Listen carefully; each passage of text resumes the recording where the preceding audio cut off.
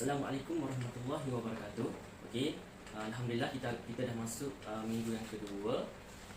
Minggu ni adalah subjek tajwid, dan insya-Allah kita akan masuk kepada tajuk yang kedua.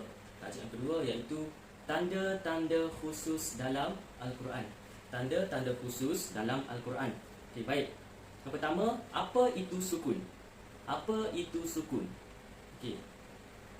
Sukun ialah tanda mati. Sukun ialah tanda mati.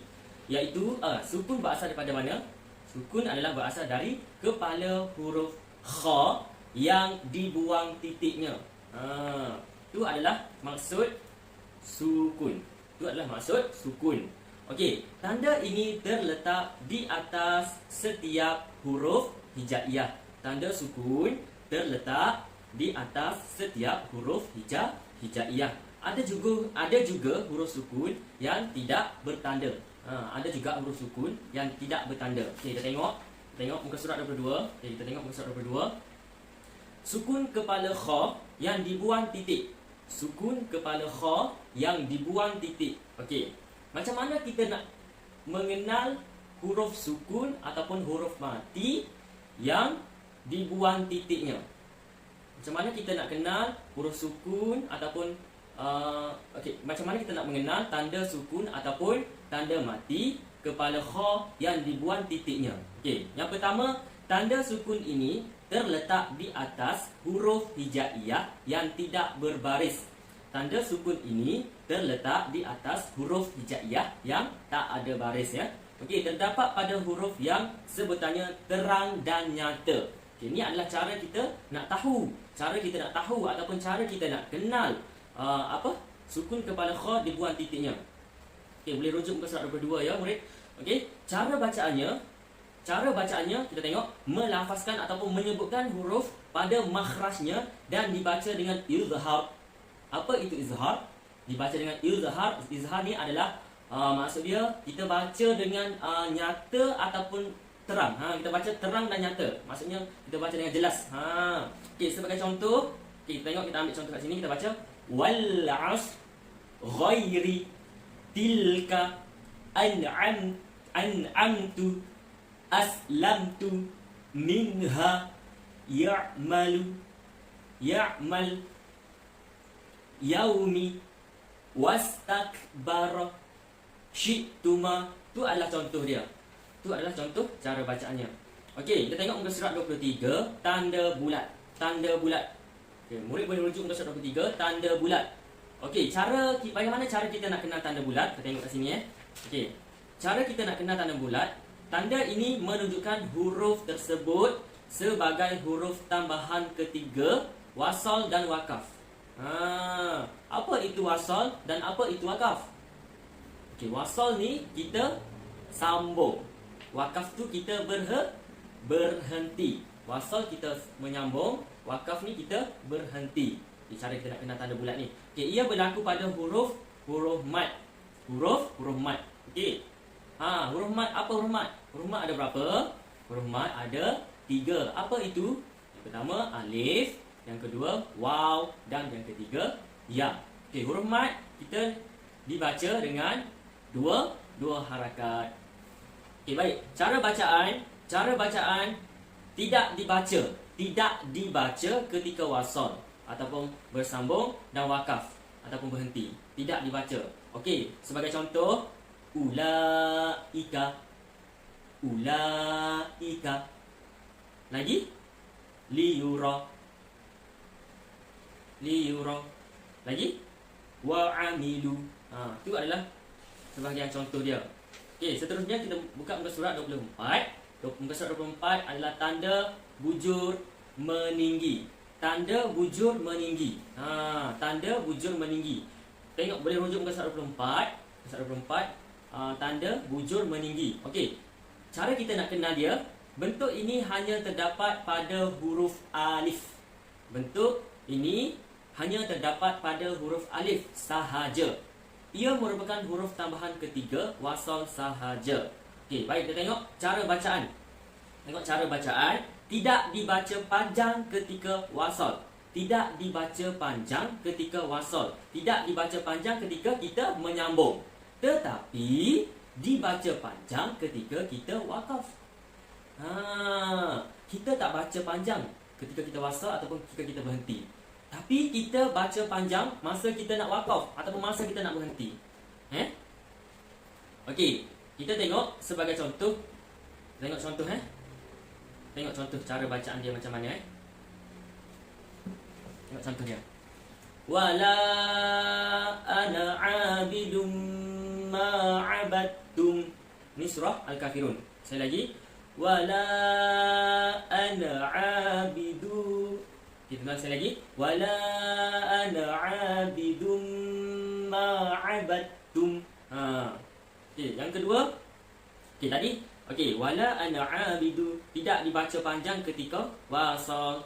Masa kita sambung ni kita tak baca panjang, tapi kita baca panjang ketika wakaf. Okey, yang kedua ni tengok. Yang kedua, kita baca panjang masa kita nak berhenti. Tengok Wa tazunnuna billahi zununa. Kita berhenti, kita kena baca panjang. Ni, saya ulang sekali lagi. Yang pertama, surah Al-Kafirun yang pertama, kita tak baca panjang. Huruf ni tanda bujur ni, tanda bujur meninggi. Tanda kita tidak baca panjang ketika kita sambung. Surah Al-Kafirun. Wala ana 'abidum ma 'abadtum. Kita sambung tapi tak baca panjang. Okey, kita tengok surah yang kedua. Kita wakaf ataupun kita berhenti tapi kita baca panjang. Wa tazunnuna billahi zununa. Kita baca panjang. Okey, baik. Ni kita dah habis tajuk. Kita nak mengenal tanda-tanda khusus dalam Al-Quran. Kita dah habis. Baik, kita masuk kepada tanwin pula. Kita masuk kepada tanwin. Muka surat 27, buku teks muka surat 27, tanda tanwin. Okey. Apa itu tanwin? Apa itu maksud tanwin? Pengertian tanwin. Okey, pengertian tanwin ada dua. Ya, dari segi bahasa dan juga dari segi istilah. Okey, tanda tanwin dari segi bahasa ialah baris dua. Tanda tanwin dari segi bahasa maksud dia baris dua. Okey, pada istilah ialah baris dua yang berasal daripada bunyi huruf nun sakinah ditulis dengan bentuk baris dua di atas, dua di bawah dan baris dua di hadapan. Baik. Tengok muka surat, rujuk muka surat 27, bentuk tanwin. Bentuk tanwin berbeza-beza. Bentuk tanwin ni adalah beza-beza. Okey, dia terbahagi kepada berapa? Okey, bentuk tanwin ni terbahagi kepada dua jenis. Kita kena kenal pula. Dalam bentuk tanwin ada dua jenis. Apa itu dua jenis bentuk tanwin?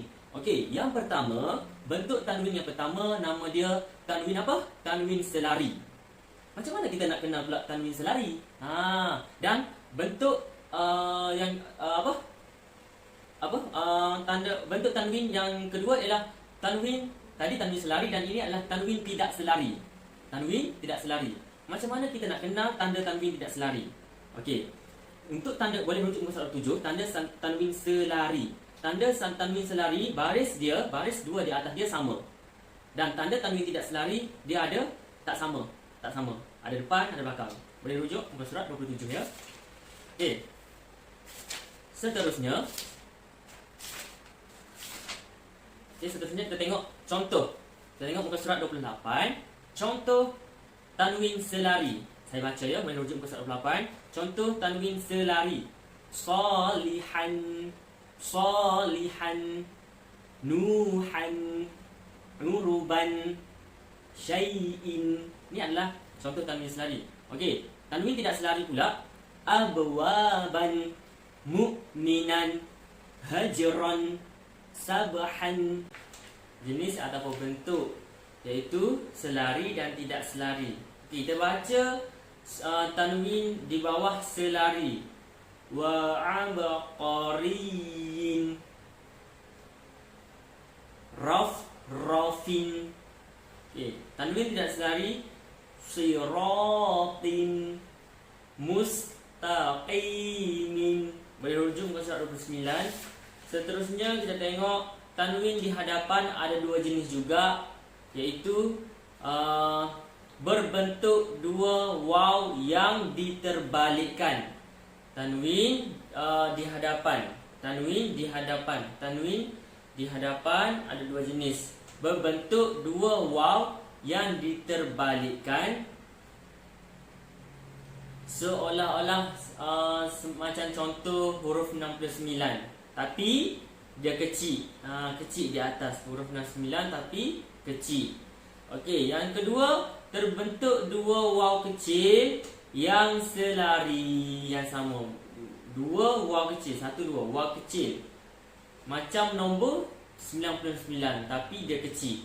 Okey, contoh kita tengok, kita baca tanwin waw yang terbalikkan. Okey, kullun, kullun, ahadun, muharramatun. Okey, seterusnya kita baca dua waw kecil yang selari. Tanwin dua waw kecil yang selari. Siratun, ghisyawatun, fa'ilun. Okey, baik. Cara bacaan, cara bacaan. Okey, di sini muka surat 31, bentuk tanwin. Ada bentuk tanwin, ada cara bacaan dan contoh kalimah dia. Okey, kita tengok bentuk tanwin selari. Bentuk tanwin selari baris di bawah. Okey, cara bacaan dia izhar, izhar. Okey, contoh kalimah dia dzarratin khairan yarahu. Seterusnya tidak selari, tidak selari. Tidak selari pada atas bacaan idgham dan ikhfa. Hudam mir rabbihim. Cara bacaan dia hudam mir rabbihim.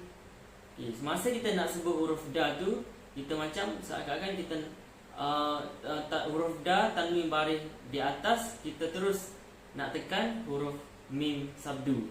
Hudam, hudam mir rabbihim. Okey, seterusnya terbentuk dua waw yang diterbalikkan macam nombor 69 tapi kecil. Okey, cara bacaan dia izhar. Kullun amana billahi. Seterusnya terbentuk dua waw kecil yang selari.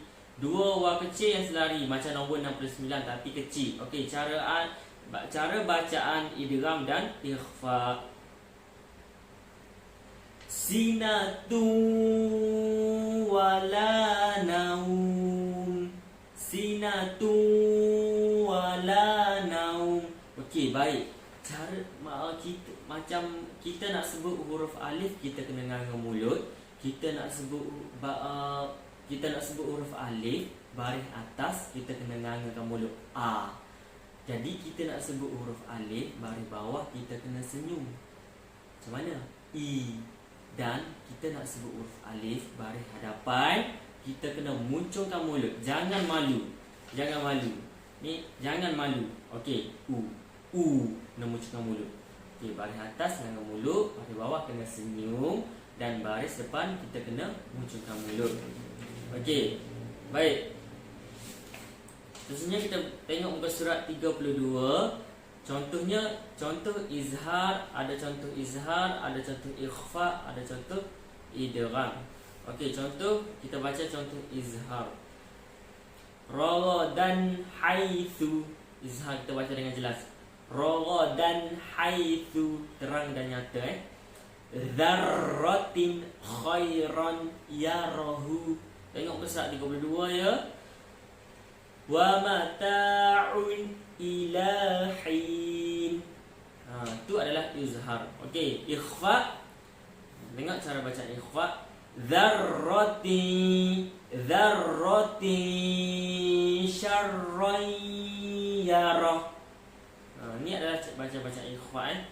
Nafsi syai'an ja'ilun fi ard.